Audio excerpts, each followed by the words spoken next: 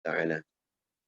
Salawat dan salam kepada junjungan kita Nabi besar Muhammad sallallahu alaihi wasallam. Semoga kita mendapatkan syafaat beliau nanti di yaumil kiamah. Mahasiswa yang berbahagia, pertemuan kita selanjutnya adalah kemarin sudah ada yang mengumpul mengenai lembar kerja yang Bapak berikan. Apakah suara Bapak terdengar dengan jelas? Jelas, Pak. Jelas, Pak. Jelas, alhamdulillah. Nah,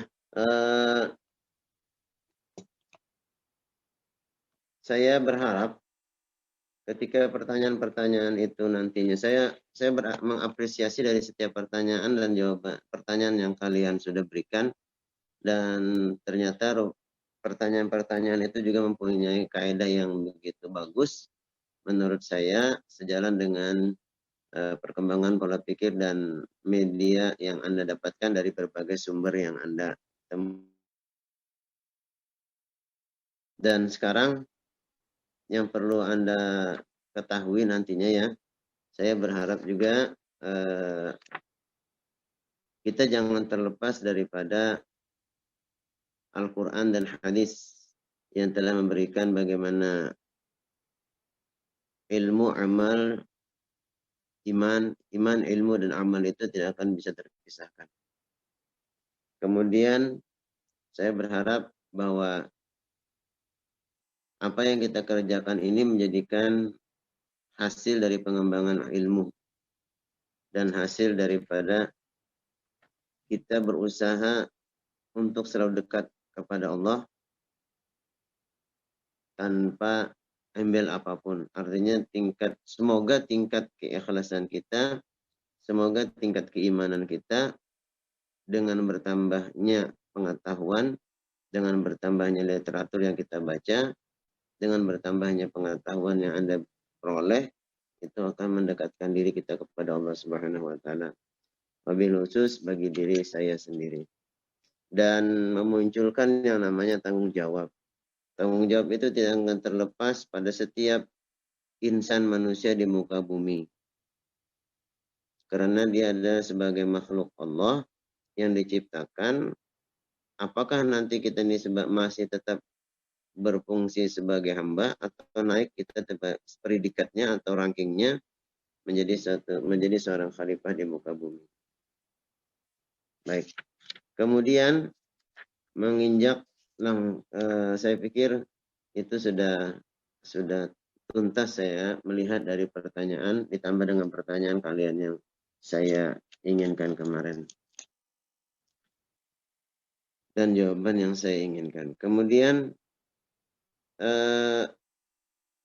saya berharap dengan belajarnya Anda sebagai seorang mahasiswa di Fakultas Hukum tentang agama Islam, yang sebenarnya saya berpikir dengan akal bahwa kalian pada dasarnya sudah mendapatkan keilmuan itu dari TK, SD, SMP, SMA. Dan saya pun begitu. Tetapi semuanya itu kita bukan berharap bahwa kita adalah orang yang mampu untuk memberikan pada orang lain, tapi kita berharap itu akan memunculkan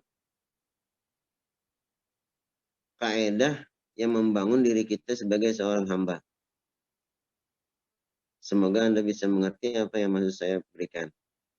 Sebab tidak akan terlepas dari tujuan pendidikan agama di PTU sejalan dengan Undang-Undang Perguruan Tinggi Nomor 12 Tahun 2012 yang diberikan. Bahwa dari awal pertemuan saya sebutkan tujuan pendidikan agama di PTU ini adalah untuk memberikan untuk menjadikan mahasiswa mempunyai kepribadian sejalan dengan agamanya masing-masing.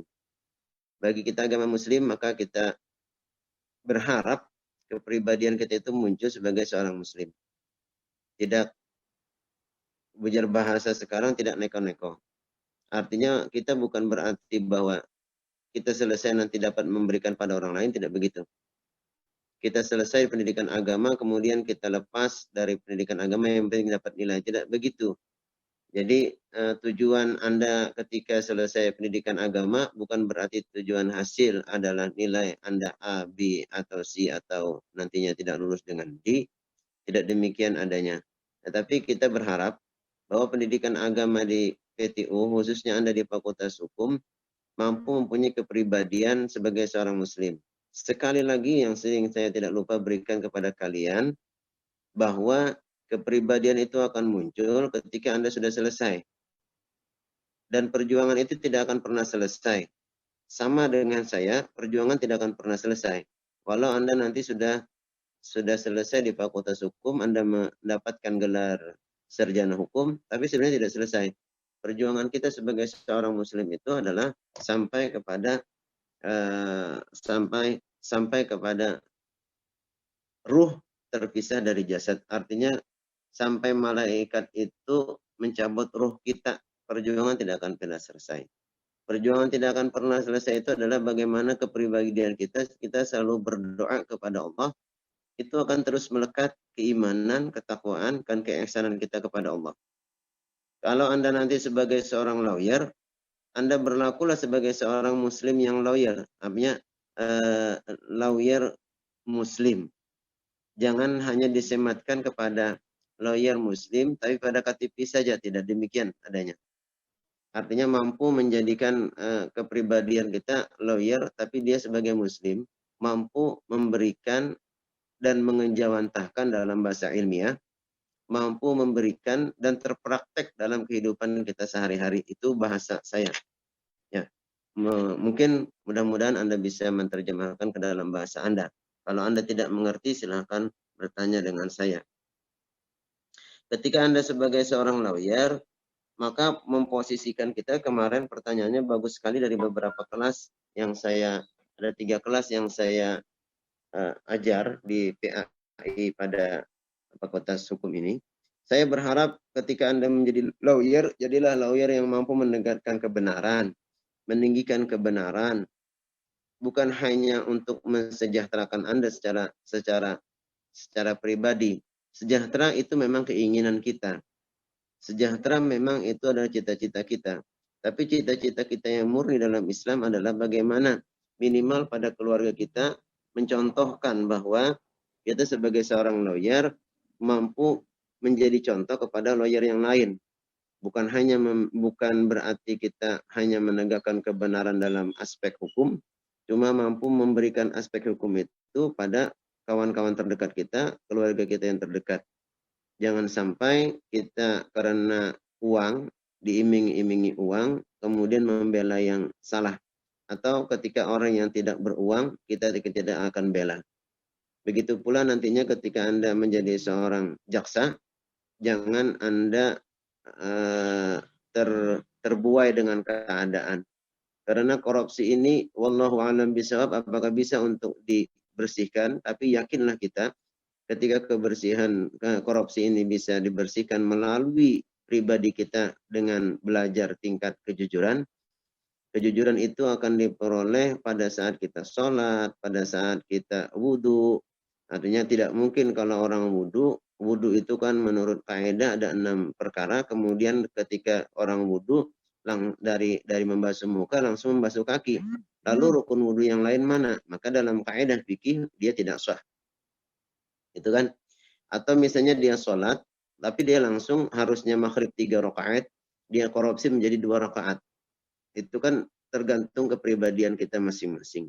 Wallahu a'lam bishawab. Itu yang maksud dari saya, bahwa dari yang terkecil dulu, antisipasi dalam bahasa kita, jangan sampai memang susah untuk mengendalikan korupsi, susah untuk mengendalikan kejahatan di muka bumi, tapi mulailah dari kita sendiri yang terkecil. Insya Allah apa yang kita lakukan, minimal untuk diri kita, keluarga kita, dan kawan-kawan kita yang terdekat. Memberikan contoh bahwa ketika nanti Anda menjadi seorang jaksa, janganlah Anda bermain dengan pasal, jual beli pasal dengan penyidik. Itu yang maksud saya. Mudah-mudahan tidak demikian adanya. Saya ini kebetulan juga pernah menjadi pendampingan hukum untuk orang yang punya kasus sampai sekarang, dan kita selalu berdoa kepada Allah, berkomitmen berlindung hanya kepada Allah.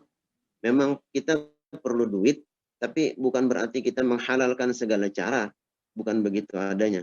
Kita sebagai muslim yakinlah kepada Allah Subhanahu wa taala bahwa Allah lah yang memberikan rezeki itu kepada kita melalui perantaranya. Ini yang maksud saya, bahwa nanti kepribadian itu akan muncul. Tapi saya yakin bahwa sebenarnya nilai-nilai tauhid itu sangat penting untuk memperdalam nilai-nilai keimanan. Bukan berarti bahwa Allah itu hanya tauhid sajakah yang perlu kita pelajari? Iya. Otomatis ada namanya syariah. Syariah adalah bentuk perlakuan kita untuk memperdalam tauhid. Orang yang mengesahkan Allah tanpa dengan sholat itu keliru. Itu keliru, sangat keliru. Artinya bisa menjadi salah atau bisa menjadi sesat. Bahkan na'udzubillah bisa menyesatkan pada orang lain. Inilah yang menjadi yang selalu saya dengung-dengungkan kepada kalian. Berapa ribu alumni hukum di Indonesia dalam setiap tahun mengeluarkan mahasiswa-mahasiswa hukum, ternyata di Indonesia masih number one untuk korupsi di Asia Tenggara.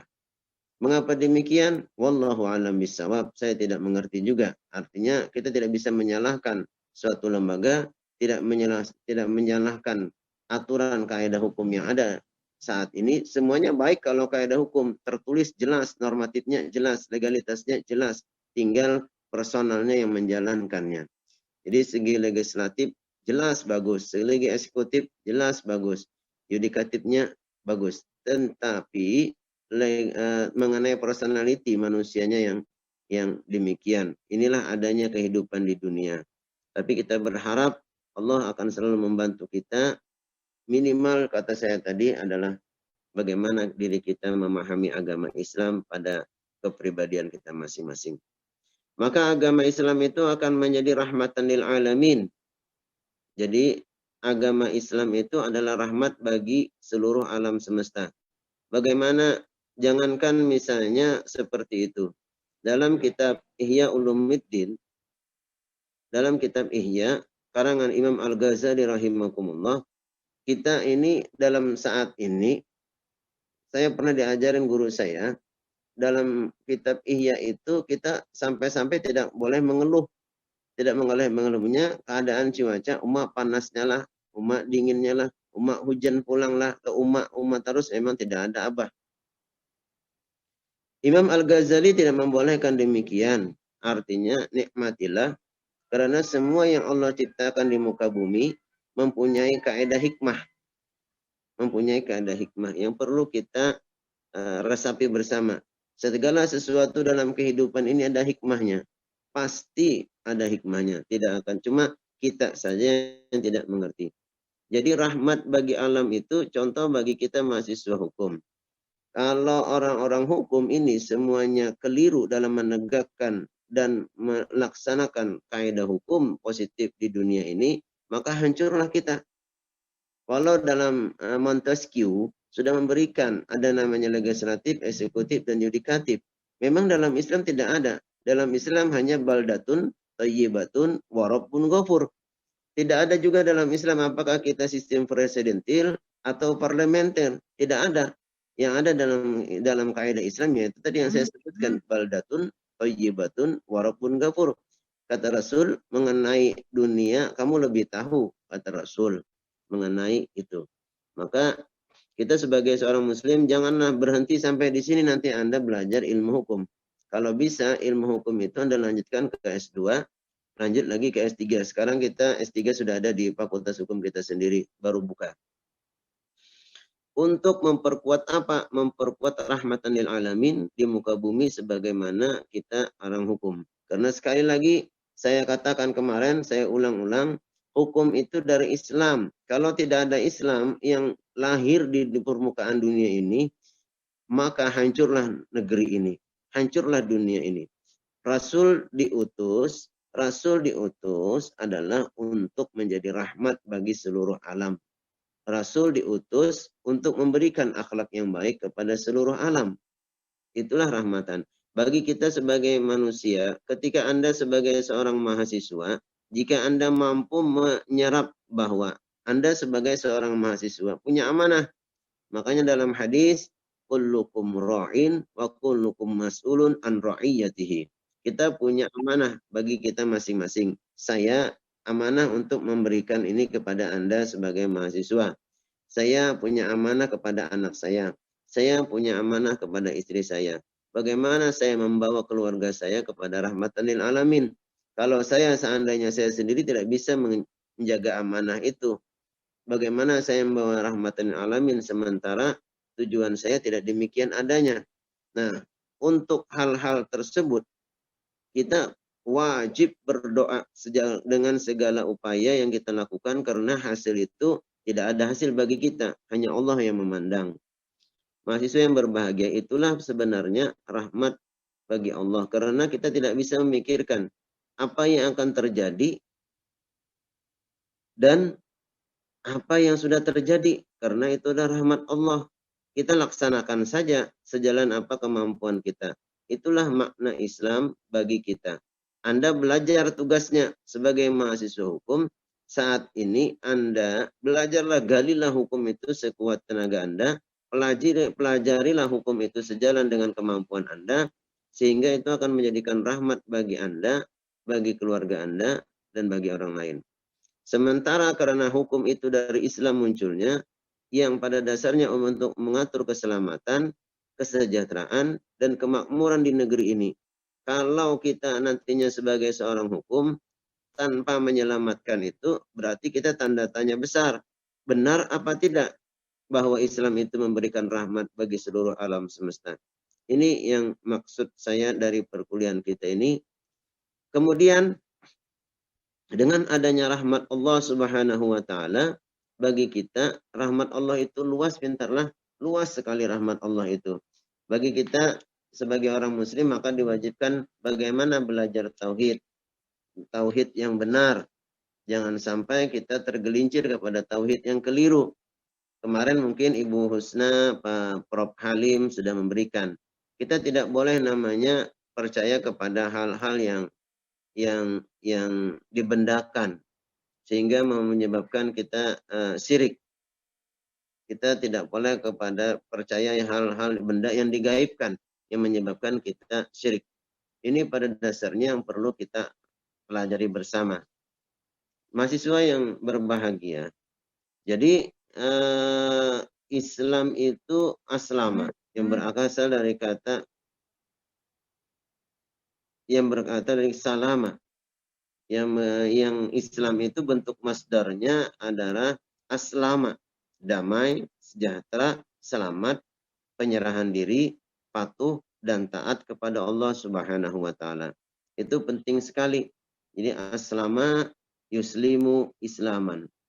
Sekali lagi itu perlu Anda ketahui bersama sebagai seorang muslim.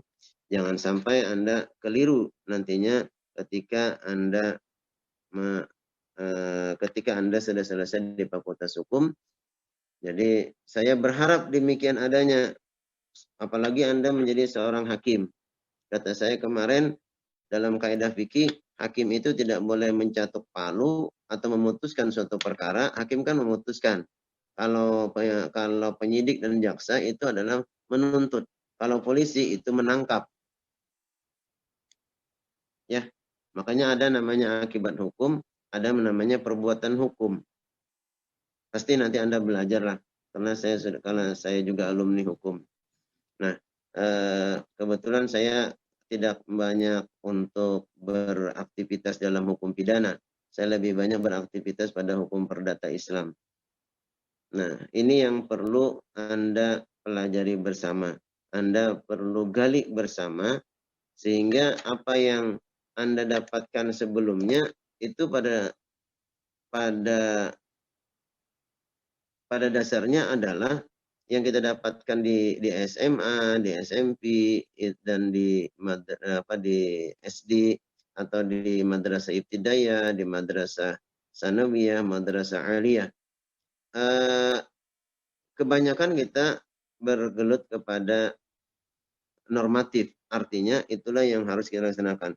Apakah normatif itu tidak perlu untuk digali, Pak? Ya, harus terus juga digali. Cuma karena dalam pembelajaran perkuliahan, namanya adalah pembelajaran orang dewasa. Dalam pembelajaran perkuliahan ini yang banyak dituntut adalah pola pikir. Bagaimana Anda berpikir, menyikapi keadaan, karena Anda dianggap sudah belajar agama sebelumnya. Artinya belajar kaidah fikih sebelumnya.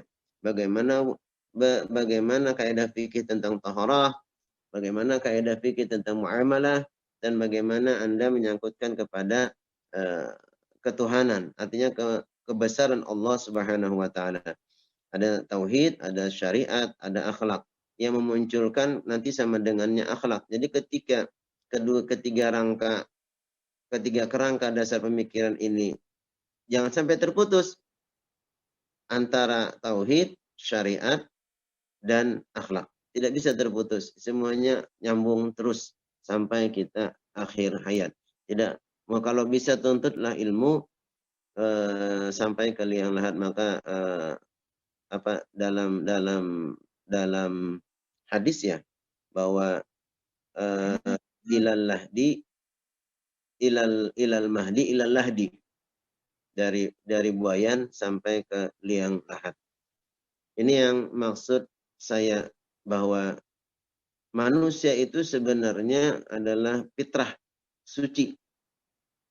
Manusia itu adalah suci.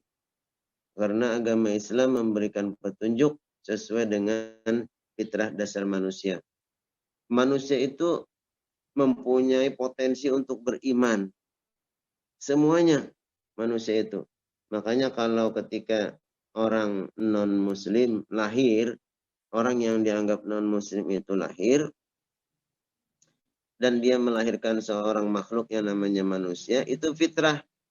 Tapi ketika dia balik, nah disitulah terjadi namanya orang balik, atau dalam kaidah fikih orang balik berakal, maka dia adalah mumayyiz. Mumayyiz itu mampu membedakan mana yang baik, mana yang benar, dan orang yang mumayyiz itu dianggap mukallaf. Mukallaf itu orang yang telah dibebani hukum.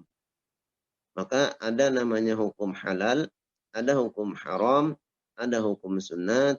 Nah, di situ dibebani, ada hukum mubah, dan dinamakan dengan al-ahkam al-khamsah. Itu nantinya bagi seorang muslim. Kalau dia sudah balik, berakal, dia mumayyiz, maka dia mukallaf. Adakah Pak pada dasarnya orang menyalahi demikian? Ada saja.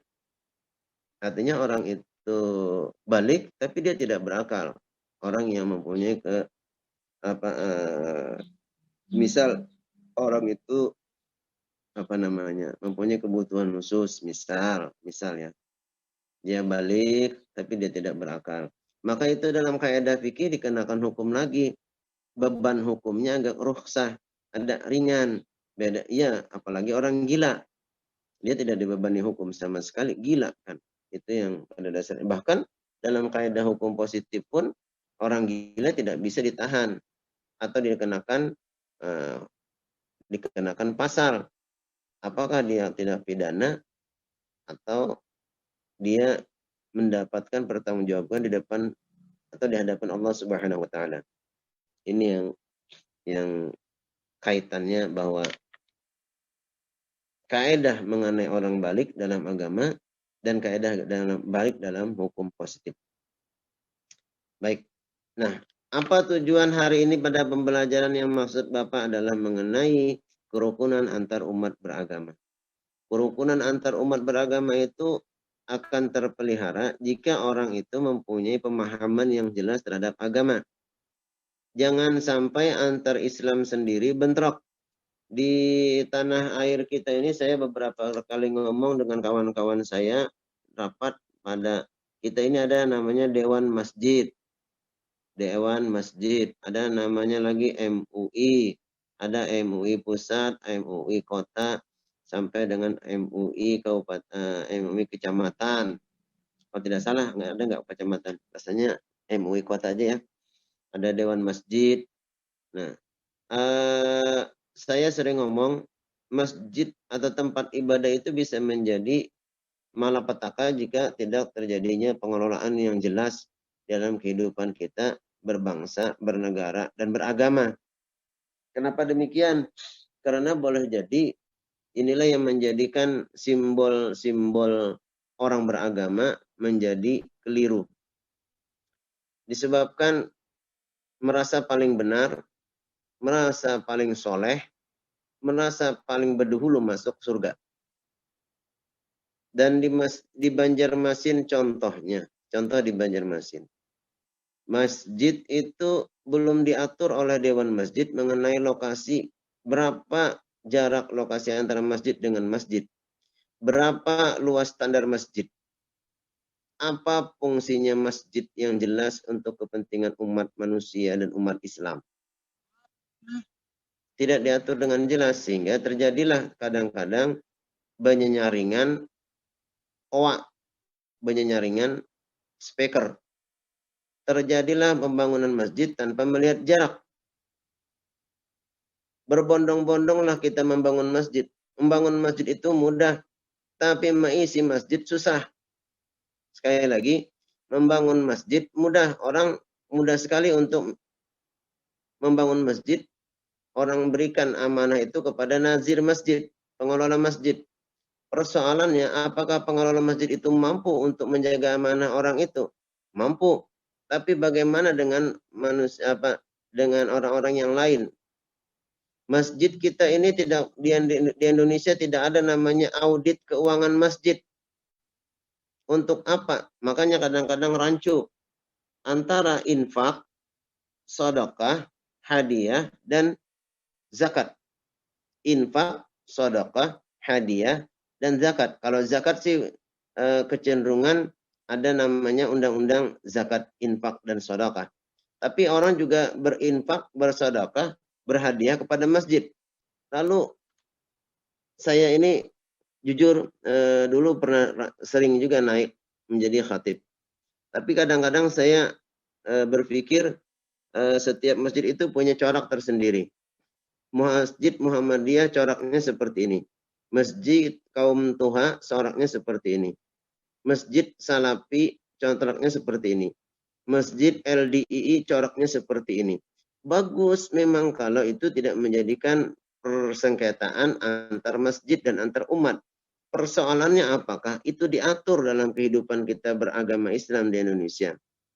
Karena sangat menjadi suatu riskan ketika senap hongranya itu Anda nanti belajar di hukum Islam. Senap hongranya itu adalah seorang dia adalah orang Belanda yang mempelajari Islam dan dia sebagai seorang bapak adat, dia berdua dengan Valen van Havelen yang juga orang Belanda mempelajari Islam tapi untuk menghancurkan Islam. Dan ternyata benih-benihnya itu sampai sekarang muncul. Antar Islam itu diadu bagaimana terjadinya persengketaan, permusuhan antar umat Islam. Ini yang harus Anda selamatkan sebagai generasi muda, orang hukum, mampu memberikan sumbangan berpikir Anda. Bagaimana umat Islam ini mempunyai kerukunan antar beragama. Antar umat Islam itu sendiri. Jangan saling benar mengklaim kebenaran pada satu dengan yang lain. Itu yang maksud saya. Muncullah namanya ukhuwah Islamiyah yang menjadikan dengan ukhuwah Islamiyah ini akan menjadikan benih untuk pupuk yang jelas kepada ukhuwah insaniyah. Jangan sampai di ukhuwah Islamiyah ini menjadikan bumerang, menjadikan ukhuwah insaniyah tidak percaya. Sehingga muncullah doktrin kesalahpahaman dalam memahami Islam. Sebagai contoh doktrin kesalahpahaman itu adalah orang yang memperdalam Islam, tapi dia tidak mempunyai contoh yang jelas, mempunyai guru yang jelas terhadap pemahaman yang dia miliki, sehingga dia hanya memahami Islam itu lewat YouTube, lewat Google, lewat Facebook, lewat IG, yang dia tidak mempunyai dasar yang jelas, sehingga terjadilah orang enak sekali orang memotong ayat, enak sekali orang menulis ayat, apalagi semisal dia tidak mengerti bahasa Arab. Banyak orang yang sekarang, jujur, ada beberapa orang yang memainkan ayat, memotong ayat, dan salah potongan ayat itu. Apalagi dia menuliskan hadis, yang ditulis hadisnya itu tidak ada dalam mutawasitah. Kalau Anda mencek hadis, ada namanya aplikasi hadis, Maktabah Samilah. Nah, kadang-kadang kita tidak melihat apakah kaidah hadis ini benar sahih, apakah kaidah hadis ini memang mutawatir, atau kaidah hadis ini hasan li ghairihi, atau kaidah hadis ini nantinya kualitasnya menjadi dhaif. Sementara itu menjadi pegangan orang. Nah, ini yang menjadi suatu pengalaman kita pribadi, Bapak sendiri melihat seperti itu dari sekian mahasiswa yang pernah Bapak ajari. Karena mahasiswa ULM ini tidak semuanya mempunyai latar belakang pendidikan agama yang mampu untuk memberikan pendalaman bagi dirinya sendiri. Ada yang, mohon maaf, ada yang mukallaf. Ada yang dia mukallaf sementara orang tuanya tidak tahu. Ada satu orang yang datang ke rumah saya, orang tuanya tidak tahu bahwa dia masuk Islam. Dia beberapa kali datang ke rumah saya, dia kata saya, Islam itu tidak memaksa. Bahkan dianggap salah kalau kita memaksakan agama kepada orang yang telah mempunyai keyakinan beragama. Makanya lakum dinukum waliyadin. Karena kita tidak bisa menjamin seseorang untuk masuk, ketika nanti Anda masuk Islam, maka Anda masuk surga. Jangan-jangan kita masuk neraka. Kita tidak tahu. Na'udzubillah summa na'udzubillah. Maka Islam itu tidak mempunyai pemaksaan. Islam tidak mempunyai pemaksaan kepada orang yang beragama. Nah, munculnya doktrin yang salah tadi adalah, saya bicara dulu. Ketika ukhuwah Islamiyah itu tidak terpelihara di negara, di rumah kita, karena terjadi perbedaan tentang khilafiyah, satu pakai usolli, satu tidak pakai usolli, satu pakai doa kunut, satu tidak pakai doa kunut. Pak, mahasiswa ada bertanya dengan saya, apakah yang lebih afdal yang pakai kunut daripada yang tidak pakai kunut? Kata saya, dua-duanya betul, dua-duanya tidak keliru. Yang salah itu yang tidak pernah salat subuh. Begitu pula Pak,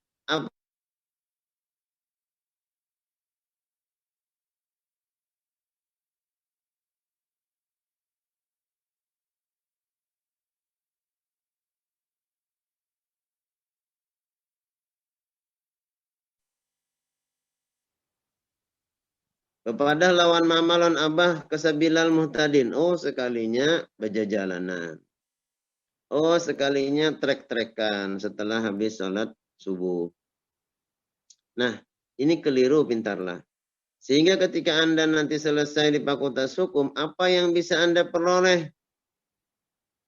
Jadi, belajar mengenai, kalau sebenarnya malulah kita sebagai seorang yang mempunyai titel sarjana hukum Islam, sementara orang yang belajar hukum itu orang yang menegakkan kebenaran, orang yang menegakkan kesejahteraan, orang yang menegakkan kebenaran, orang yang menegakkan ketentraman di muka bumi.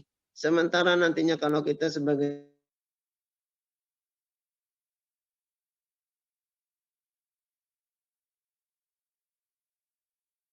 tidak akan pernah selesai sampai hari kiamat. Karena pemahaman ulama dalam kaidah hukum, khususnya hukum fikih, dia sudah belajar mengenai kaidah fikih dan kaidah usul fikih. Kalau kita, jangan kita belajar usul fikih, melihat kitab usul fikih aja tidak pernah. Mungkin boleh jadi, tapi yang dari pondok mungkin pernah. Maka dalam menyikapi hal ini, sebagai kita orang hukum, kita bukan melihat perbedaan. Apakah dia berusali dan tidak berusali? Apakah dia membaca bismillahnya disirkan, bukan dizahirkan? Langsung kepada alhamdulillahi rabbil alamin, ar-rahmanir rahim, dan seterusnya. Lalu menjadi perbedaan kita dalam salat. Biarkanlah, yang penting masjid musalla terisi. Itulah tanggung jawab kita sebagai seorang muslim. Jika Anda mampu dan Anda punya waktu. Bagi orang yang muda, silahkan Anda isi itu. Bagi saya, nanti ketika Anda sudah berkeluarga seperti saya, banyak sekali tantangannya untuk mengisi masjid, untuk aktif di masjid, untuk aktif di mushola. Karena haur ini. Karena haurnya kada ditabang, akan muncul paring. Nah, kira-kira seperti itu. Entah yang tidak bisa mengerti bahasa Indonesia, saya tidak mengerti. Paham atau tidak. Maka muncullah aliran sesat kalau orang tidak mengerti hal ini.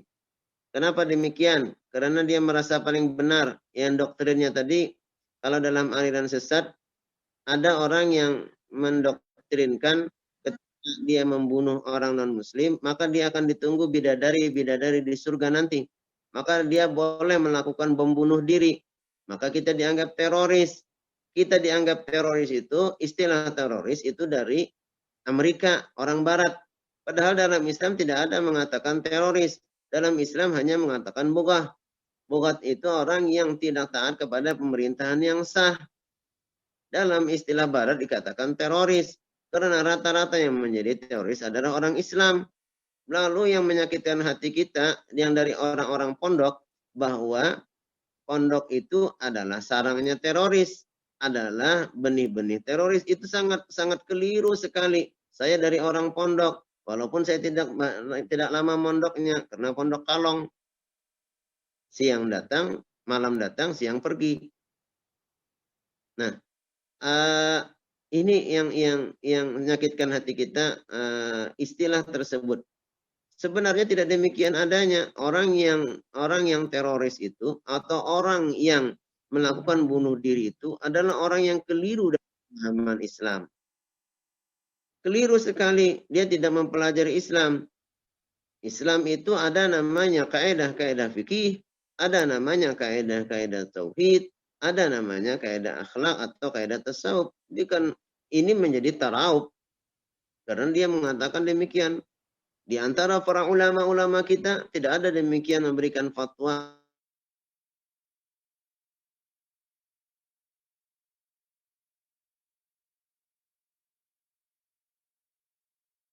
orang-orang MUI, Majelis Ulama Indonesia di Indonesia. Apalagi aliran-aliran yang sesat, yang mengaku menjadi nabi, yang mengaku menjadi malaikat Jibril, yang mengatakan tidak sholat lagi, itu boleh. Itu keliru sekali. Na'udzubillah, summa na'udzubillah. Inilah maksud saya, ukhuwah Islamiyah itu dibangun dari diri kita sendiri dulu. Jangan sampai ukhuwah Islamiyah itu dari keluarga, gara-gara kata saya, satu hari rayanya hari Kamis, satu hari rayanya hari Jumat, lalu menjadi persengketaan dalam keluarga. Padahal yang salah adalah yang tidak puasa. Baik, sebelum saya lebih jauh lagi bicara mengenai ukhuwah Islamiyah dan ukhuwah insaniyah, silahkan Anda bertanya.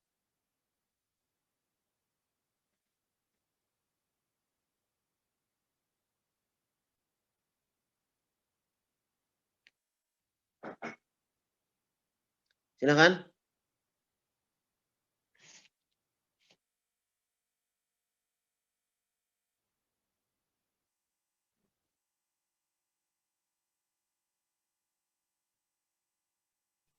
Saya Pak izin bertanya, Pak. Ya, sebutkan namanya ya.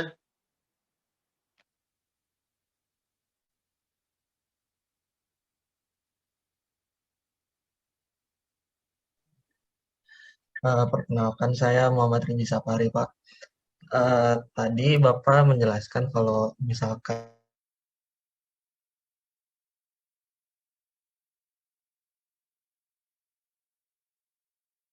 ini bisa membedakan mana yang baik dan mana yang buruk.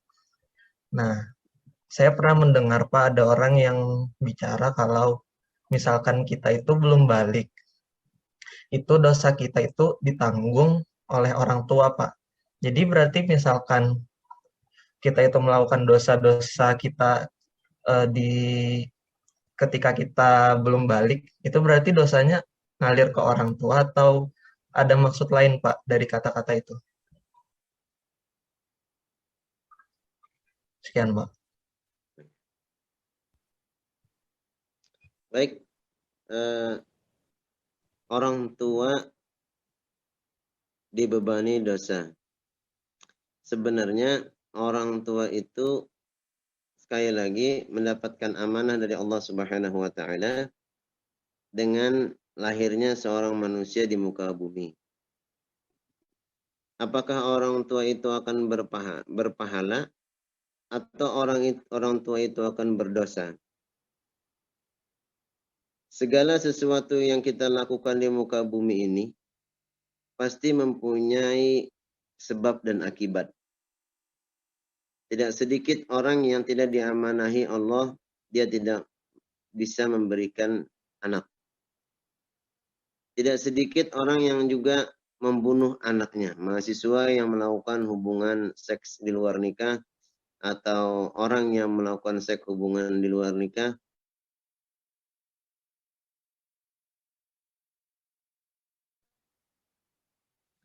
pertanyaannya tadi bagus.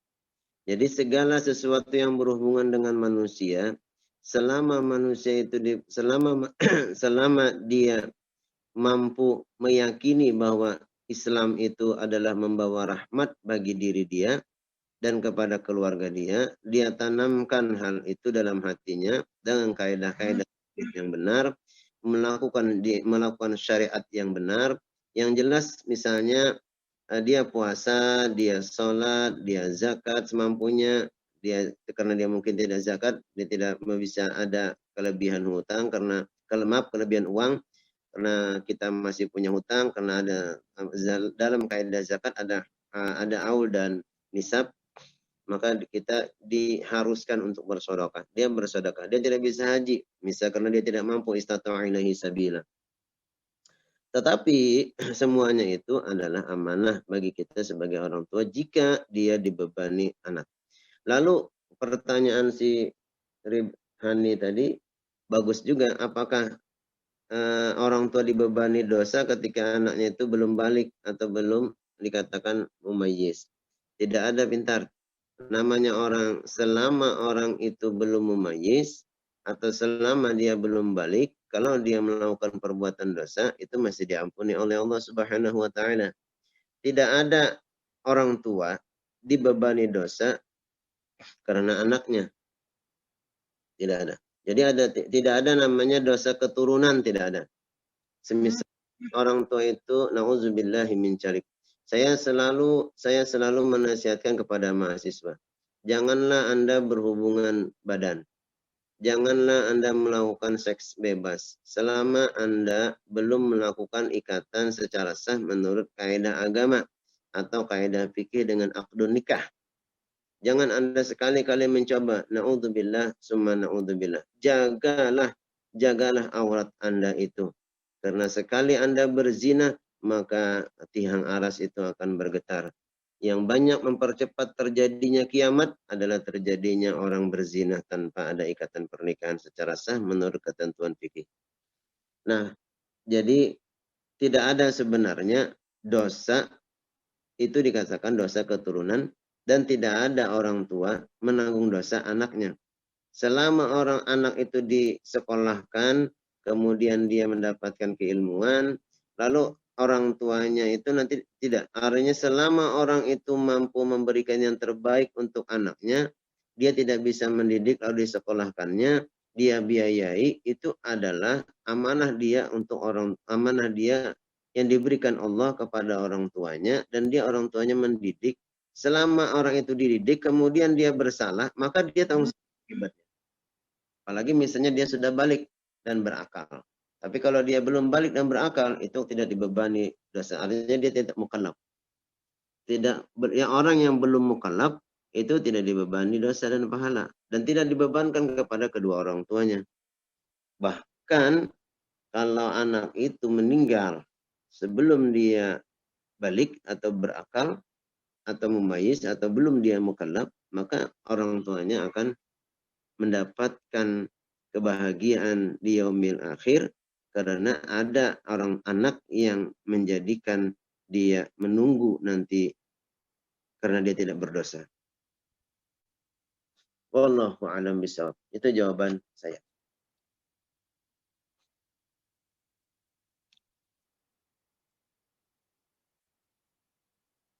Silakan. Ada lagi yang lain? Bertanya, Pak. Ya. Perkenalkan, nama saya Ahmad Riza Maulana. Saya ingin bertanya, Pak, dari penjelasan Bapak tadi yang apabila anak-anak itu kan sebelum balik itu kan dosanya diampuni Allah, Pak. Nah, bagaimana Pak misalnya anak itu sebelum balik bunuh diri, Pak? Apakah dosanya diampuni juga atau bagaimana, Pak? Terima kasih, Anak? Pak. Anak apa? Anak yang bunuh diri, Pak. Itu bagaimana dosanya, Pak? Diampuni atau? Adalah anak bunuh diri lah.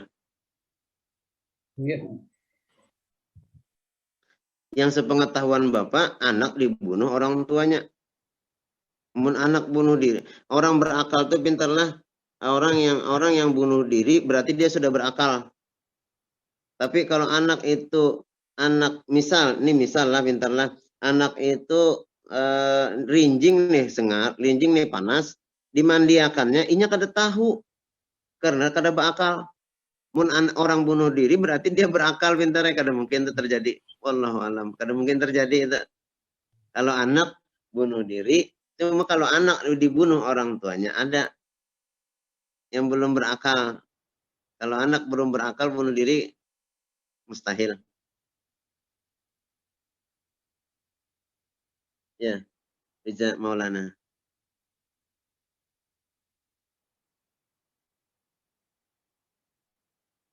Ada lagi Riza, silakan. Kalau kecuali Anda punya kasus, Anda membaca kasus. Kalau kada salah ulun ada membaca Pak itu bunuh diri karena stres banyak tugas gitu, Pak. Oh, itu namanya sudah berakal pintar, mahasiswa. Saya pernah di Fakultas Hukum, jujur aja, di Fakultas Hukum ada pernah terjadi bunuh diri mahasiswa. Pernah terjadi. Dia kalau tidak salah di Kayu Tangi 2. Kosnya.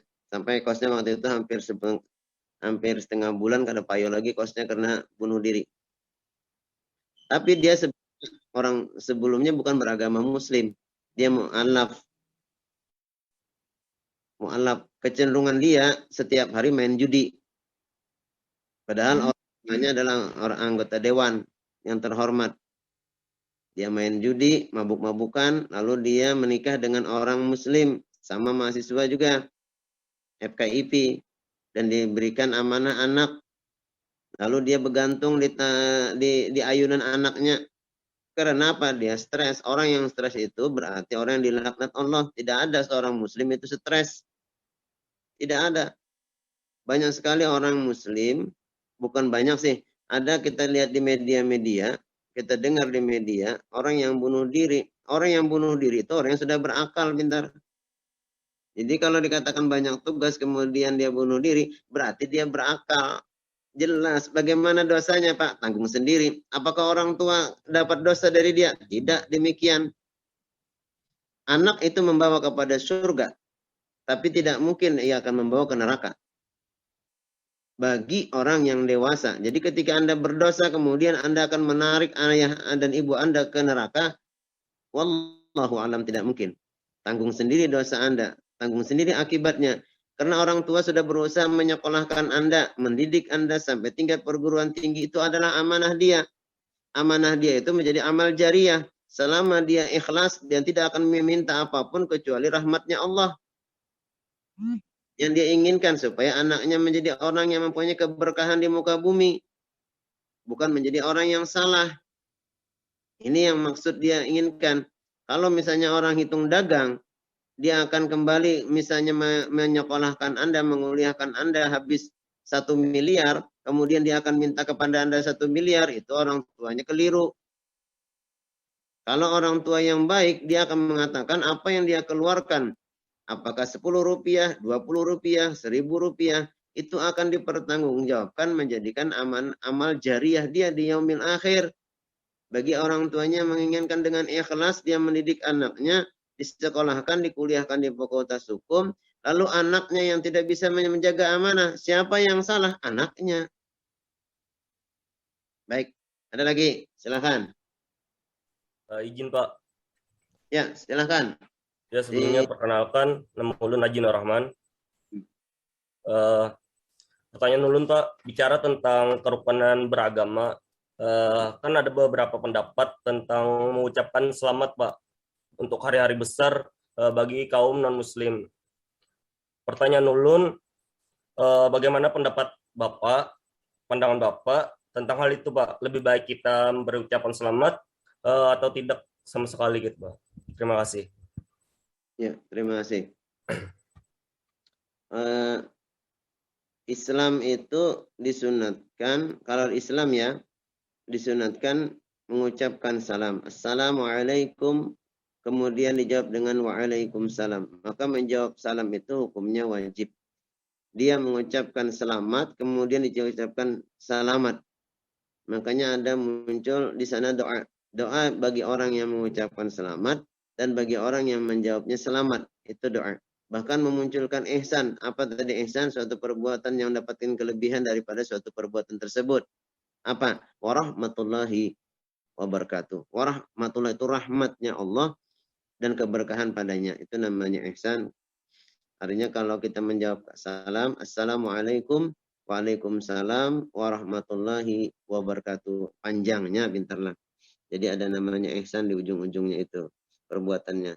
Tapi sebenarnya pertanyaan Anda juga pertanyaan klasik yang setiap tahun itu muncul pada saat Idul Fitri atau pada saat tahun baru atau pada saat Valentine atau pada saat hari raya Waisak, hari raya Natal. Nah, bagaimana sikap kita sebagai seorang muslim? Sebenarnya sudah dijawab para ulama-ulama dan bahkan dalam majelis ulama sudah memberikan fatwa pintar. Anda buka saja di fatwa majelis ulama, di download di sana, ada jawabannya sangat jelas. Cuma bagaimana sikap saya pribadi? Saya jujur pintarlah si Haji Anwar. Penghormatan kita kepada yang lain itu dianjurkan. Penghormatan kita kepada agama yang lain dianjurkan. Tapi kita tunduk kepada keyakinannya tidak dianjurkan. Jadi penghormatan kepada agama yang lain dianjurkan. Tapi kalau kita tunduk dan meyakini kepada agama yang dia, itu tidak dianjurkan. Dalilnya sudah saya sebutkan tadi. Lakum dinukum waliyadin. Jadi kalau kita mengucapkan selamat, menurut saya pribadi, walau dalam beberapa pendapat ulama, ketika Anda nanti downloadlah pendapatnya Majelis Ulama Indonesia dalam fatwa para ulama tersebut, kalau ulama-ulama Majelis Ulama di Bahsul Masail yang dikeluarkan oleh Nahdijin itu sangat menentang sekali. Bahwa kita tidak dibolehkan mengucapkan selamat hari raya Waisak, selamat hari raya Natal, tidak dibolehkan. Jika itu dilisankan. Cuma yang dibolehkan itu adalah pada perbuatan kita. Perbuatan kita bolehkah kita bersalaman? Boleh. Tapi kita tidak melisankan. Jadi, contoh, di depan saya adalah, di depan rumah saya agamanya Katolik. Saya tetap menghormati dia. Saya datang ke rumah dia. Cuma saya tidak pernah mengucapkan selamat hari raya.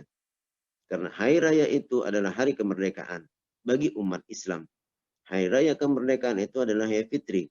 Hari raya namanya pengampunan yang diberikan Allah kepada kita karena pada saat itu adalah mengakhiri Ramadan. Jadi istilah hari raya fitri itu, istilah hari raya itu hanya dari Islam. Bukan dari agama budaya yang muncul. Hindu, Buddha, Kristen, Katolik, Konghucu, dan sebagainya. Jadi menurut pendapat saya pribadi, saya menghormati itu wajib, meyakini itu tidak wajib. Bagaimana perbuatan kita yang diberikan memberikan, jadi perbuatan yang kita berikan itu perbuatan bagaimana kita menghormati sebagai yang akhlak kita sebagai ukhuwah insaniyah. Kalau ukhuwah Islamiyah tidak demikian diatur, tapi ukhuwah insaniyah diatur. Mudah-mudahan Ajianur Rahman paham. Kalau tidak paham silahkan. Apanya yang tidak paham?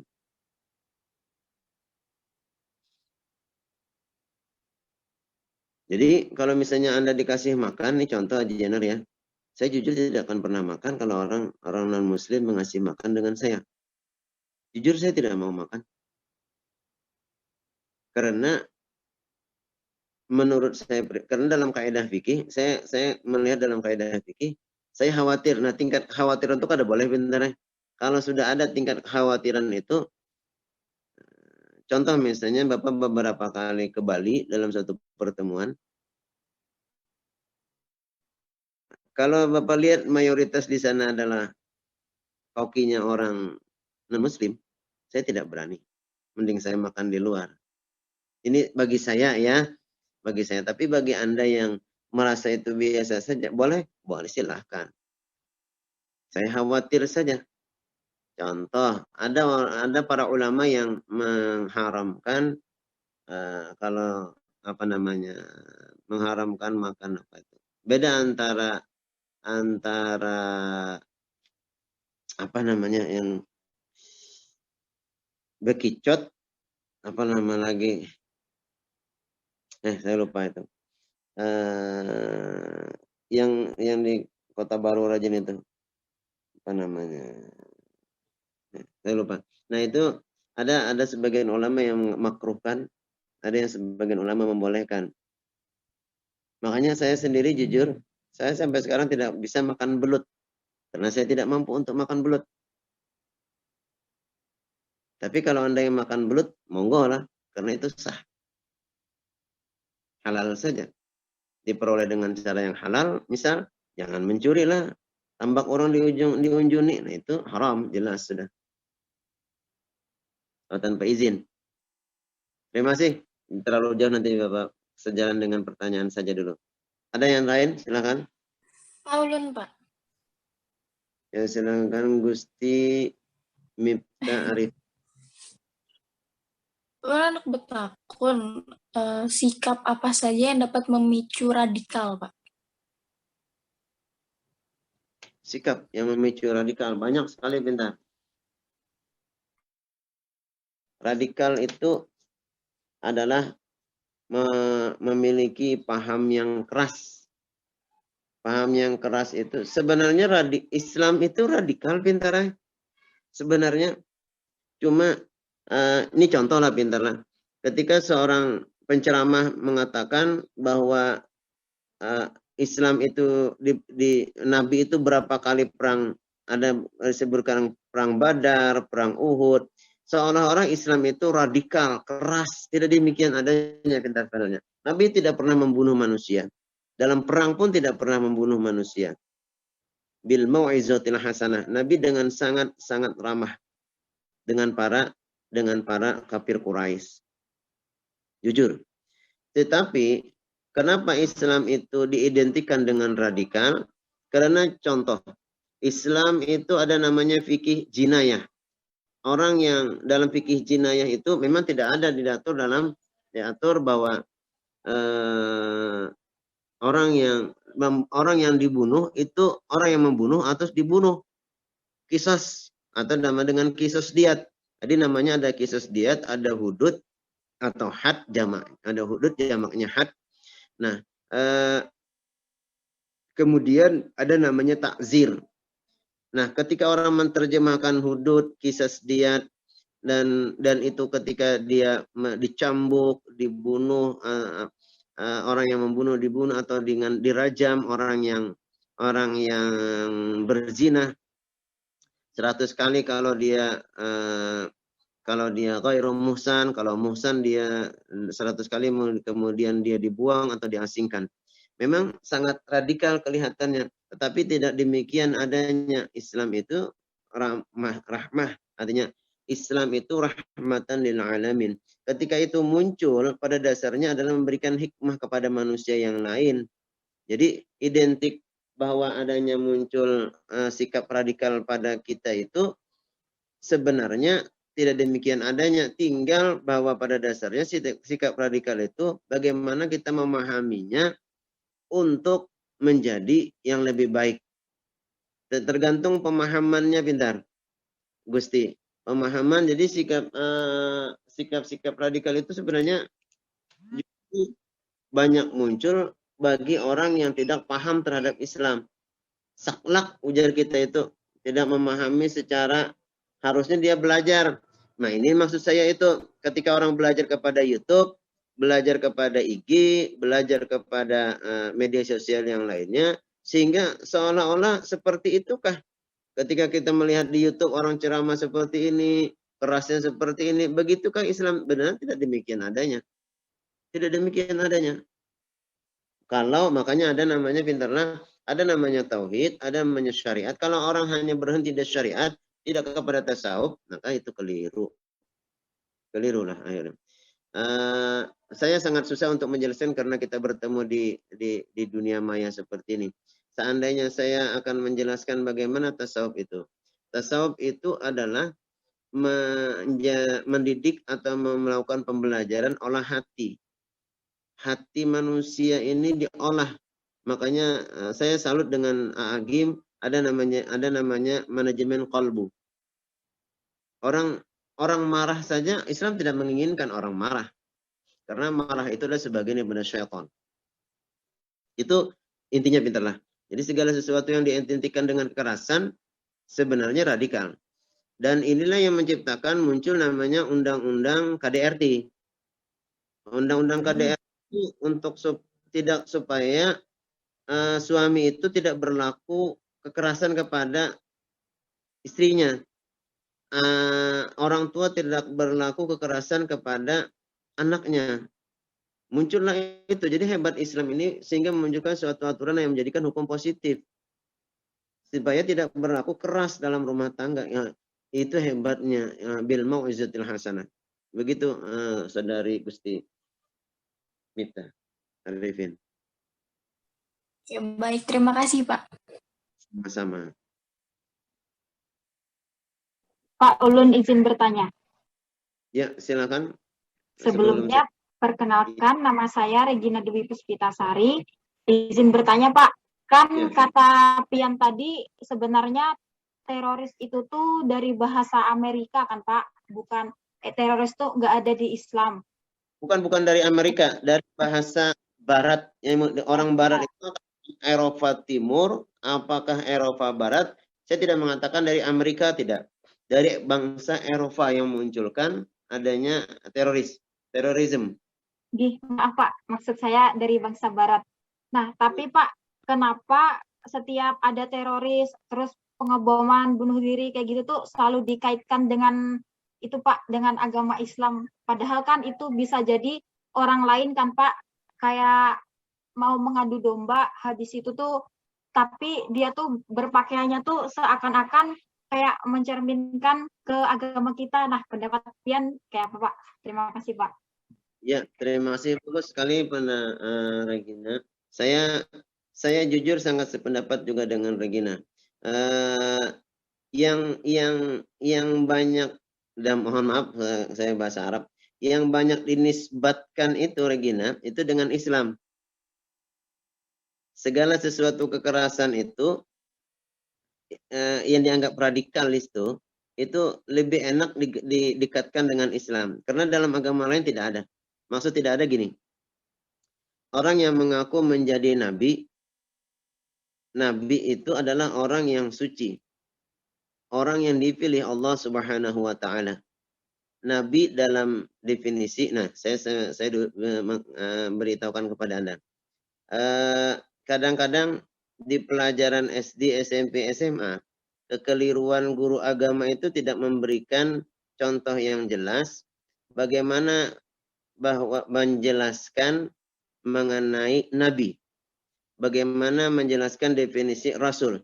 Saya jujur kemungkinan besar dari sekian peserta ini, dari yang hadir ini ada sekitar 53 ini, kalau saya tanya mengenai definisi Nabi, kemungkinan besar ada yang keliru.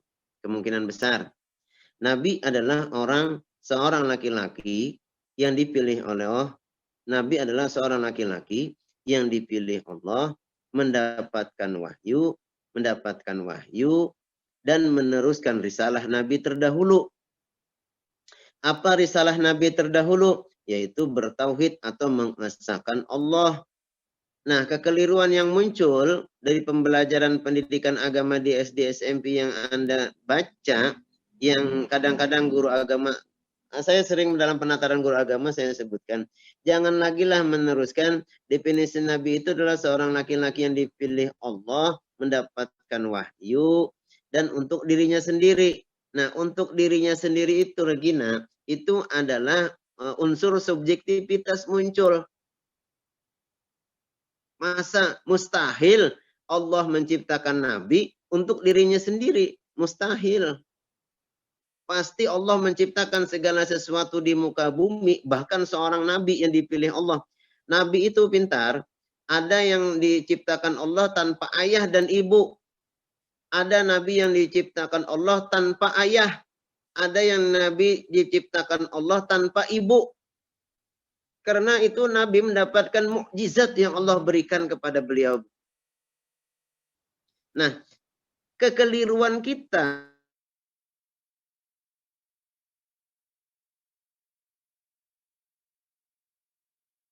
cetakan itu terus tercetak. Saya sering sekali mengelitik mengenai pendidikan agama di SD, SMP, dan SMA dalam buku cetakannya tersebut. Ada menyebutkan kisah para nabi, kisah para nabi berperang. Kemudian bagaimana bagaimana kekerasan itu muncul diciptakan dalam pendidikan agama Islam mengenai darah, mengenai orang yang misalnya contohnya gimana ya, kekeliruan itu kebanyakan dalam wilayah fikih, dalam wilayah syariat. Wilayah syariat itu yang wilayah syariat itu diatur sebenarnya jelas sekali. Ketika orang tidak sholat, maka dia akan berdosa. Ketika dia tidak sholat tanpa wudhu, berarti dia tidak sah. Kalau dia tidak sah, otomatis dia berdosa. Ya kan? Karena dia tidak sah untuk melakukan, karena dia tidak sholat, maka syarat sah sholat adalah dia wudhu. Dia tidak wudhu kemudian sholat, berarti dia berdosa. Kenapa? Dia tidak belajar wudhu.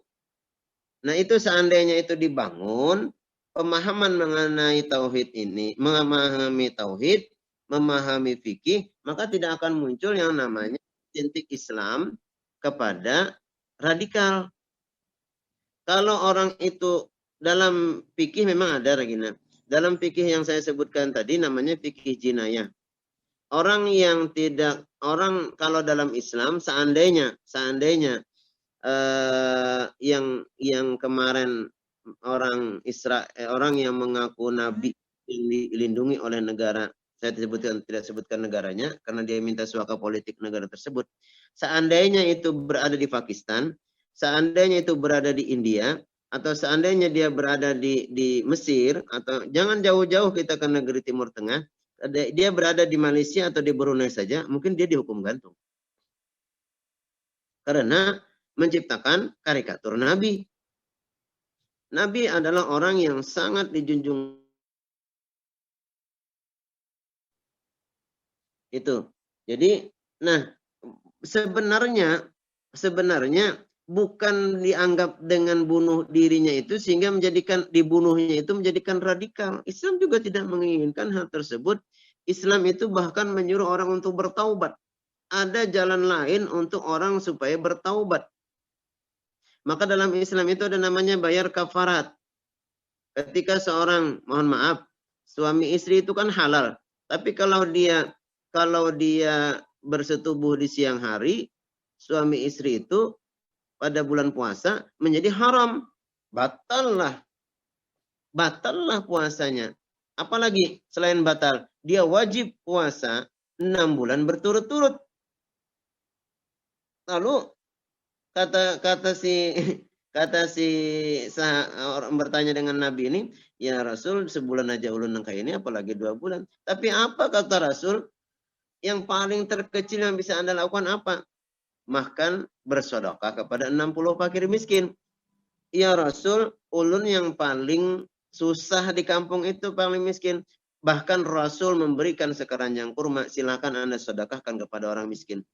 Luar biasa. Artinya bil mau'izatil hasanah, rahmat Islam itu sebenarnya tidak memunculkan radikal, tinggal sikap kita sebagai seorang muslim untuk mengatakan radikal. Contoh, nanti Anda punya anak. Anak itu umur 10 tahun, umur 7 tahun, dia wajib untuk diberitahukan sholat. Nak, sholat nak. Kalau umur 10 tahun, wajib dipukul. Nah, bagaimana kita menerjemahkan hadis itu? Bil mau'izatil hasanah. Jangan sampai radikal. Kalau anak itu disuruh kemudian 10 tahun diambilkan misalnya mistar atau diambilkan kayu, dipukul, menjadi KDRT. Radikal namanya, keras. Nah, jadi pengolahan cara berpikir manusia untuk menerjemahkan bagaimana Islam menggariskan bahwa untuk mendidik seorang anak, mendidik diri sendiri, itu harus dengan ilmu, harus dengan rahmat dan kasih sayang, bukan dengan kekerasan. Dengan munculnya seperti inilah sebenarnya identik Islam mudah sekali digandengkan dengan kekerasan. Padahal tidak demikian halnya, tidak demikian adanya. Islam itu bil mau. Bagaimana Rasul pernah terjadi begini. Rasul dengan Umar bin Khattab radhiyallahu an salat. Kemudian ada suatu kepala kafilah Quraisy yang kencing di depan mihrab. Mihrab itu jadi kita imaman lah sekarang. Apa kata Umar bin Khattab kepada Nabi, kepada Rasulullah Shallallahu Alaihi Wasallam? Ya Rasul, perlukah dalam bahasa Bapak? Perlukah ya Rasul saya pisahkan kepala dengan badannya? Umar kan luar biasa. Umar itu sangat terkenal dengan galaknya. Kalau Umar membentak maka manusia akan siup. Apa kata Rasul? Jangan ya Umar. Boleh jadi dia tidak mengerti. Rasulullah Shallallahu Alaihi Wasallam pernah berdakwah di Taif, lalu dilempari. Rasul melawankah? Tidak. Kata Rasul, biarlah, boleh jadi dia belum beriman kepada Allah, nanti anak cucunya akan beriman. Rasul, bagaimana seorang Rasul yang luar biasa, amun kita sebagai seorang yang awam, bukan seorang Rasul dan sebagainya, lalu kita berbuat kekerasan, tidak demikian adanya. Kita ini memaafkan susah. Susah sekali kita ini, apalagi terjadi suatu sengketa pada diri kita dan orang lain. Apalagi dengan dinsanak aja, susah sekali kita ini. Nah ini kadang-kadang menjadikan suatu bahwa radikal kita itu karena masih adanya sikap sombong, sikap takabur yang perlu diolah, perlu merasa menang sendiri, itu radikal sebenarnya. Merasa benar sendiri itu radikal namanya. Ingin bahwa dia adalah paling benar, bahwa dia adalah paling lah segalanya. Itulah yang sehingga selalu diidentikan dengan Islam. Mungkin pakai baju gamis maka tidak sah salatnya. Tidak ada seperti itu. Itu Arabiyin aja. Orang pakai baju gamis, orang pakai misalnya pakai apa tadi? Jilbab itu kan ada ukurannya. Makanya kata orang pakai cadar saja. Tidak pakai cadar tidak masalah, yang penting kan akhlaknya bagus. Yang penting tertutup rambutnya, selesai. Begitulah wallahu a'lam bishawab. Regina, jawaban Bapak. Silakan. Pak, izin bertanya, Pak. Ya, satu lagi ya. Ya, Ya, silakan Ahmad Faisal. perkenalkan nama saya Ahmad Faisal Rifki, Pak. Nah, saya ingin bertanya. Tadi kan dikatakan jika ada orang yang melakukan hubungan badan itu dianggap berdosa besar. Bagaimana jika ada seseorang yang mengalami pelecehan seksual, Pak? Apakah dianggap berdosa juga? Terima kasih. Ya, terima kasih. Kalau Anda ada waktu, si Ahmad Faisal Rifki, Anda bacalah nanti di fikih jinayah. Jadi ada namanya fikih jinayah itu mengenai orang yang dituduh berzina. Berat sekali orang yang menuduh berzina hukumannya. Artinya ada beberapa saksi yang harus dia datangkan atau dari pengakuan dia sendiri. Tapi seperti yang Anda katakan tadi, beda orang yang berzina itu dengan suka sama suka dengan orang yang dijinahi, beda. Makanya ada namanya membunuh, dibunuh, dan terbunuh atau tersalah bunuh atau orang yang dibunuh dengan sengaja, orang yang membunuh dan tersengaja, dan orang yang tidak sengaja untuk membunuh. Beda. Jadi apa yang Anda sebutkan tadi sangat jelas ketika dia dijinahi, jelaslah yang menjinahi yang berdosa. Dijinahi, apalagi misalnya dia pelecehan seksual, naudzubillah, mencalik. Sekarang jujur terbuktilah bagaimana Allah melaknat kaum Samud. Kita dulu orang tua bapak itu sangat takut berjalannya anak putri sendirian. Sekarang anak putra berjalan sendirian juga kita takut. Kenapa? Ada predator sekarang ini. Predator yang predator orang orang yang punya penyakit pada senang dengan laki-laki mensodomi. Nauzubillah min dzalik. Nah, ini sama saja orang yang melakukan sodomi atau melakukan lesbi itu sama. Nauzubillah min dzalik. Janganlah terjadi. Karena itu dilaknat Allah Subhanahu wa taala. Jadi itu jawaban saya, Ahmad Faisal. Tidak namanya dipaksa, beda pintarlah. Makanya orang yang membunuh karena dia terpaksa membela diri, walau dalam kaidah hukum kita di negara Republik Indonesia, orang yang membela diri tetap dikenakan sanksi dalam undang-undang hukum pidana dan acara hukum pidana. Tapi dalam kaidah Islam, dia membunuh karena untuk mempertahankan diri, mempertahankan agama, jadi misalnya, nauzubillah min dzalik, Anda berada di rumah. Kemudian laki-laki itu kan adalah, Anda seorang laki-laki itu adalah mengamankan, kalau orang tua laki-laki Anda tidak ada, maka Anda yang menjadi tanggung jawab untuk mengamankan ibu atau saudara perempuan Anda atau adik perempuan Anda. Maka jika misalnya perampok masuk, kemudian Anda membela diri orang tua Anda, maka Anda menghilangkan nyawa orang lain, selama itu memberikan, menurut agama itu benar, saya pikir tidak masalah. Tapi dalam kaidah undang-undang hukum positif kita jelas masih keliru. Terima kasih. Terima kasih, Pak. Sama-sama. Baik, kalau tidak ada saya akan lanjutkan. Nah, istilah radikal tadi banyak sekali dalam Islam ya, Regina tadi. Saya sependapat saja apa yang Anda sebutkan. Kenapa selalu diidentikan dengan Islam? Karena dalam Islam ada yang menyebutkan kafir. Kafir itu tetap kafir, pintar. Dalam Al-Quran orang kafir. Jadi orang yang tidak percaya kepada Allah namanya kafir. Tidak bisa kita menyebutkan orang yang tidak percaya kepada Allah namanya non-muslim. Jadi kalau saya memberikan ini kepada agama Islam, saya tetap mengatakan orang yang tidak beragama Islam itu orang kafir. Memang demikian adanya dalam Quran. Itu tidak bisa dirubah-rubah.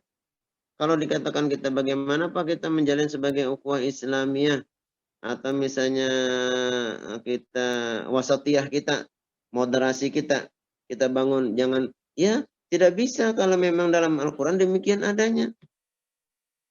Tidak bisa. Maka benar kata Regina tadi, diidentikan setiap radikalisme itu dengan Islam, karena Islam itu memang menyebutkan orang yang kafir ya kafir lah, itu kan. Tidak bisa dikatakan non Muslim terjemahnya. Nah, sekali lagi namanya ukhuwah Islamiyah dengan ukhuwah insaniyah. Ukhuwah Islamiyah itu diatur sejalan dengan pemahaman ikhtilaf para ulama. Nah, disinilah kita mencari moderasi, jangan mencari perbedaan, carilah persamaan dalam menyikapi yang saya katakan di depan tadi. Apakah dengan wudu niat usolli yang nyaring atau dalam hati, itu jangan diperdebatkan. Berapa rakaat tarawih jangan diperdebatkan, yang penting digawit. Tergantung kepada etikat kita. Kita merasa banyak, silahkan. Bagus lagi. Merasa sedikit tapi ayatnya yang panjang, silahkan. Tidak salah juga. Jadi tergantung kepada kemampuan kita. Sementara biar kita, makanya kata membaris 10.000 kada ikhlas, lebih baik membaris 1.000 rupiah tapi ikhlas. Itu maksud. Jadi kalau ukhuwah insaniyah itu bagaimana kita cara menjalin persaudaraan antara sesama manusia. Ukhuwah insaniyah itu banyak sekali bentuknya. Banyak sekali bentuknya yang bisa kita atur dalam kehidupan ini.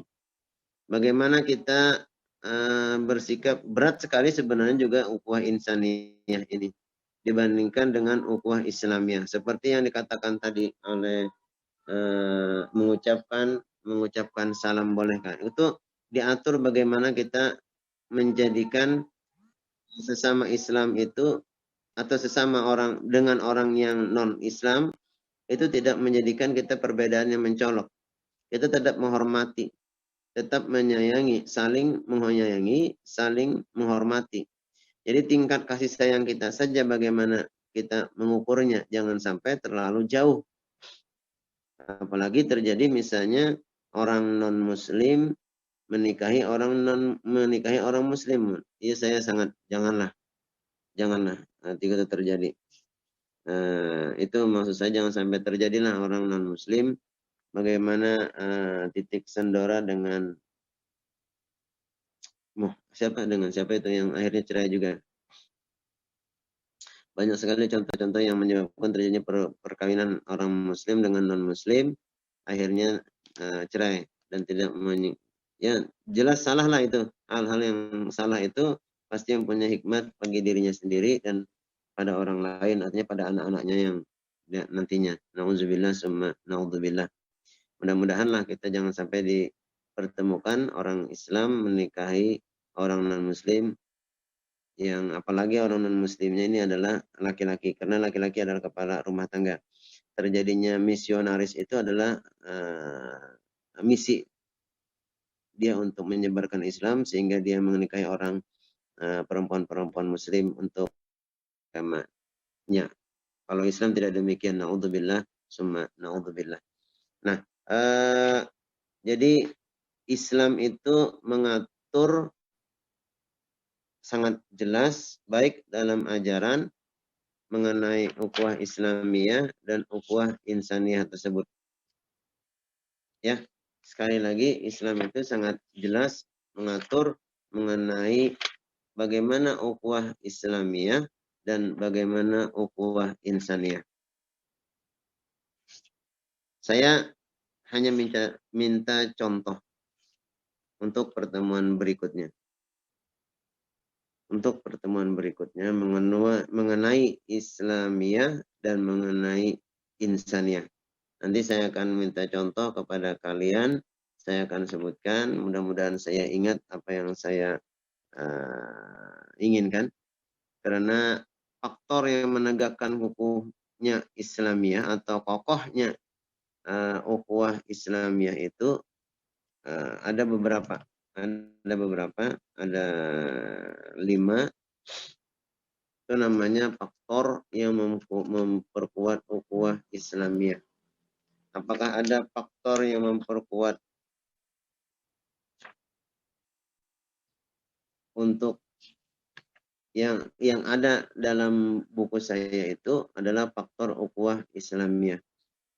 Jadi yang perlu Anda cari faktor yang mengokohkan ukhuwah Islam.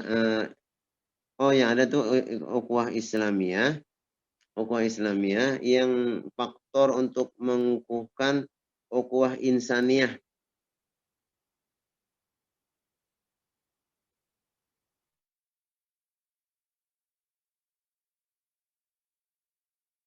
Faktor yang mengokohkan ukhuwah insaniyah. Yang ada di buku saya itu adalah faktor yang mengokohkan ukhuwah Islamiyah.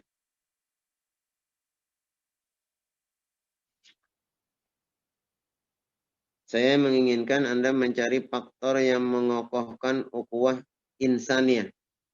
Paham? Paham? Paham, Pak. Paham. Ya.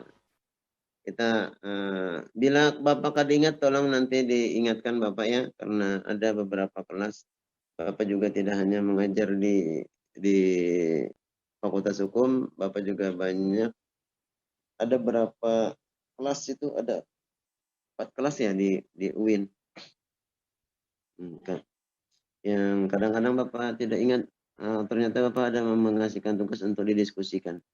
Nah, itu yang akan kita diskusikan minggu depan. Nah, kalau itu sudah, maka kita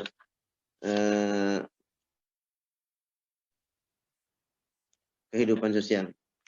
Jadi kehidupan sosial seperti apa yang Anda katakan tadi, kebersamaan untuk beragama dan kehidupan sosial. Seperti apa pertanyaan tadi yang dikemukakan oleh Ajian Nur ya tadi, Rahmat. Nah, ini mengenai pandangan Islam terhadap non-Muslim, tanggung jawab sosial umat Islam, dan amar ma'ruf nahi mungkar. Inilah yang bisa saya beritakan. Ada pertanyaan satu lagi, silakan. Kalau ada. Ada Pak, saya Pak. Silakan. Ini Siapa? mengenai saya Pak Muhammad Rizky Ramadan. Silakan Muhammad Rizky. Mohon maaf ya, saya setiap yang bertanya, insya Allah saya akan lakukan penilaian. Jadi kawan-kawan akan nantinya bertanya, karena yang bertanya ini akan insya Allah Bapak akan berikan reward. Ya, silakan Muhammad Rizky Ramadan. Pak. Jadi saya ingin bertanya mengenai tasawuf tadi Pak, yang ilmu pengolahan hati tadi Pak. Apakah ada hubungan antara tasawuf dengan ilmu tenaga dalam? Kan saya pernah melihat tuh Pak, tenaga dalam tuh kayak doa-doa itu bacanya dari bahasa Arab. Apakah tenaga dalam tuh termasuk musyrik itu Pak, atau bagaimana? Terima kasih. Ini berat sekali pertanyaannya. Makanya kata saya tadi, saya sebenarnya Rizky mau saja menjelaskan mengenai tasawuf ini, tapi kalau dalam pertemuan secara daring seperti ini, khawatir nanti yang tidak ada dasar untuk mendengar, akhirnya dia tidak mengerti. Tapi kalau dia dari pondok pesantren atau dia pernah belajar halaqah dengan guru-guru, atau dia pernah ke pengajian yang berada di Kalimantan Selatan ini, mungkin boleh jadi dia mengerti. Yang saya khawatirkan yang tidak mengerti kalau saya menjelaskan mengenai tasawuf ini. Saya pun demikian khawatirnya dengan tasawuf. Apakah saya sudah memakai atau belum? Nah, saya langsung saja menjawab pertanyaan Muhammad Rizky Ramadan tadi. Beda pintar antara tenaga dalam dengan tasawuf. Tenaga dalam itu adalah amaliyah. Tasawuf sebenarnya juga amaliyah. Tapi tasawuf itu olah hati, zauq atau olah rasa. Jadi sangat jauh perbedaannya kalau ilmu tenaga dalam dengan tasawuf. Kita jujur saja, orang yang mempunyai ilmu tenaga dalam itu kadang-kadang sombong. Dia bisa saya dulu pernah. Jadi di antara kawan-kawan itu ada namanya tenaga dalam gaib. Jadi kami itu ya karena masih anak muda seperti kalian lah. Orang kan besaung ayam. Orang besaung jangkrik, madu jangkrik, madu ayam. Kami tidak. Kami madu kupiah. Jadi kupiah itu bisa terbang. Kupiah itu bisa terbang. Jadi diadu kupiah. Terbang itu diikat kada. Jadi ada namanya ilmu tadi yang disebutkan tadi.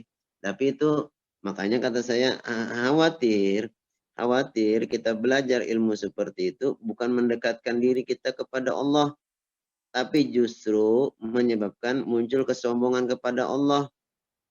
Itu yang khawatir. Sedikit saja tergeretek dalam hati kita bahwa kita paling, bahwa kita bisa, wah itu akhirnya menjadi sombong.